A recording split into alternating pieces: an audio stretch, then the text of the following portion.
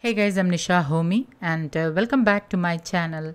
Today I'm teaching you how to make an inexpensive, traditional, healthy breakfast which is naturally fermented and rich in probiotics and resistant starch. So what is resistant starch? Resistant starch is a carbohydrate that resists digestion in the small intestine and ferments in the large intestine. As the fiber ferment, they act as a prebiotic and feed the good bacteria in the gut. In other words, when you eat resistant starch, it resists digestion and does not spike blood sugar or insulin. Natural foods that contain resistant starch are boiled potatoes, which has been cooled, preferably refrigerated for at least 2 to 3 hours, raw bananas, raw plantains, sweet potatoes, yam, and fermented rice kanji, which is what today's video is all about. Resistant starch helps to regulate blood glucose levels, helps to keep you feel fuller for a longer time, helps you to absorb your nutrients better, helps to get rid of toxins, reduces inflammation, bloating, acidity, and other digestive issues. Resistant starch will feed the good bacteria in the large intestine and thus helps in maintaining a healthy gut. This process produces butyric acid, which reduces inflammation in the body. Along with good dietary habits, exercise, sleep, and by managing stress, you can manage your health issues. So let's quickly dive into the recipe.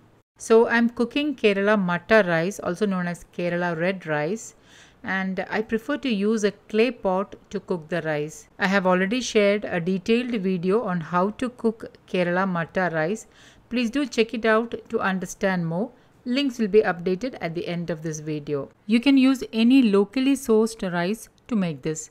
You can do this process with any variety of rice, even white rice. I used Kerala Matta rice as I live in Kerala, and Matta rice is used traditionally to make fermented rice kanji here in Kerala. So I thought of showing you how this process is done traditionally. So after lunch by around 9 p.m.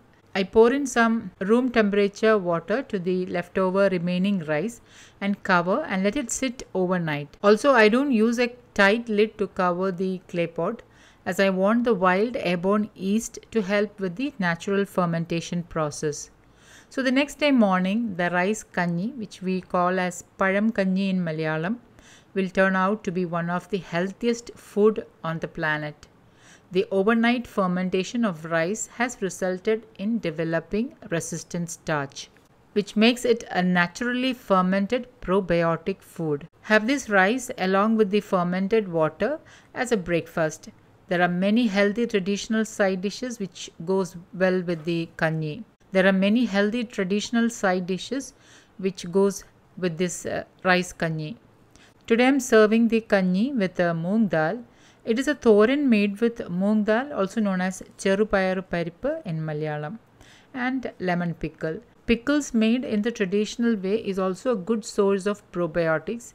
I make pickle using naturally fermented coconut vinegar and pink Himalayan salt.